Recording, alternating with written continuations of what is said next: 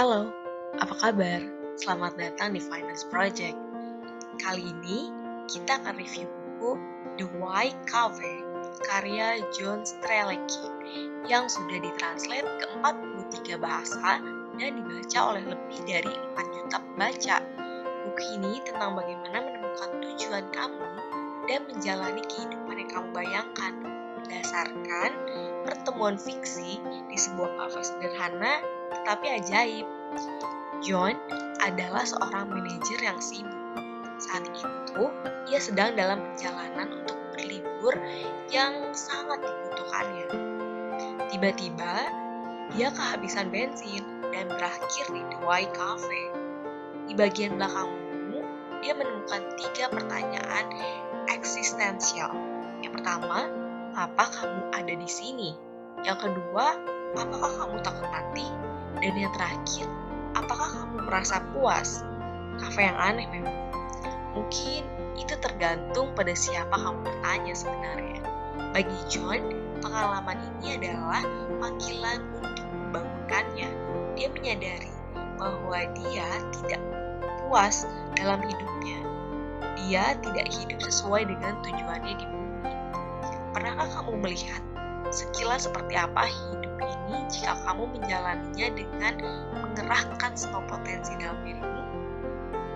Jika kamu ingin merasakan lebih banyak perasaan yang luar biasa, The Y Cafe akan mengungkapkan beberapa rahasia kunci menuju kehidupan yang bahagia dan bermakna. Oke, ada 3 pelajaran penting yang kami rangkum untuk kamu dari buku ini. Yang pertama, hal-hal materi justru bisa membuat kita semakin tidak bahagia pada akhirnya. Jangan jatuh dalam jebakan materialisme yang dibuat sebuah iklan. Sebagai manusia, kita adalah makhluk visual.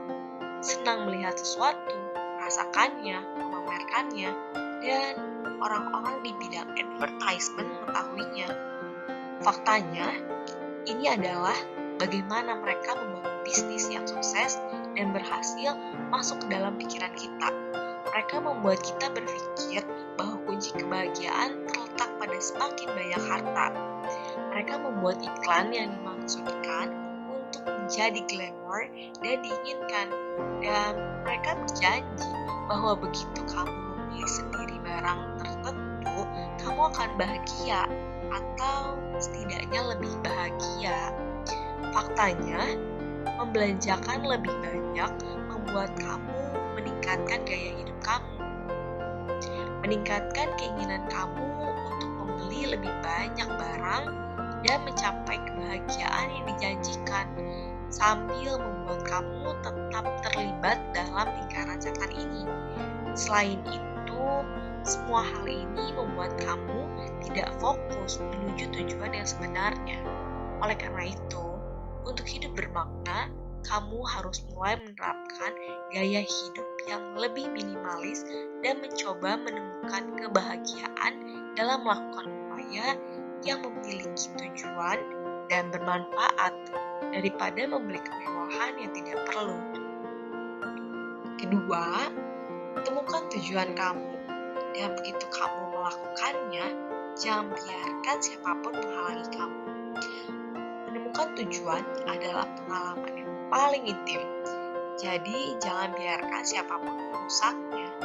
Saat kita menjalani hidup, ada saat-saat tertentu ketika kita mengalami pengalaman yang luar biasa dan menggetarkan yang tampaknya tidak dipahami oleh siapapun kecuali diri kita sendiri. Bagi seorang mekanik yang bersemangat, mungkin cukup sulit untuk menjelaskan mengapa memperbaiki mobil memberinya rasa kepuasan dan kebahagiaan yang tak dapat dijelaskan. Tetap saja, memang demikian. Dan bahkan jika memperbaiki mobil bukanlah keahlian kamu juga memiliki sesuatu yang membuat hati sedikit terang ketika kamu menemukannya. Apapun itu, kamu harus mengejarnya di atas semua variabel lainnya. Hal-hal materi hanyalah jebakan yang dibuat oleh para pencari keuntungan. Jadi bagaimana dengan kendala lain yang mungkin kamu hadapi?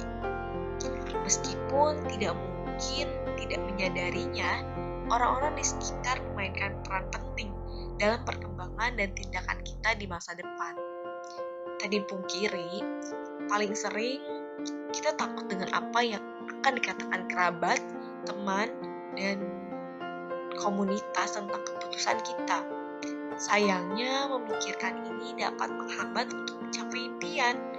Pada akhirnya, semuanya bermuara pada apa yang kamu sukai.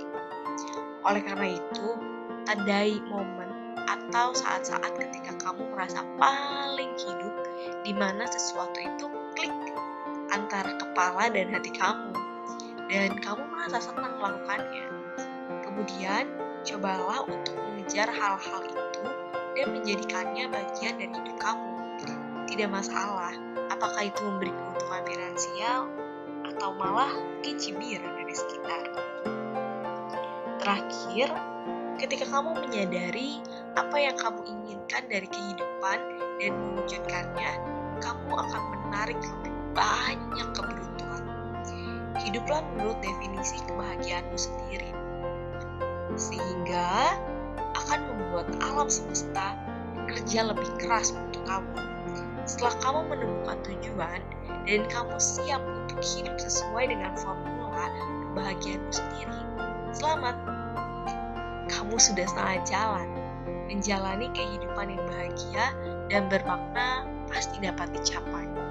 Namun, bagian pertanyaan bagaimana adalah sesuatu yang harus kamu pikirkan sendiri.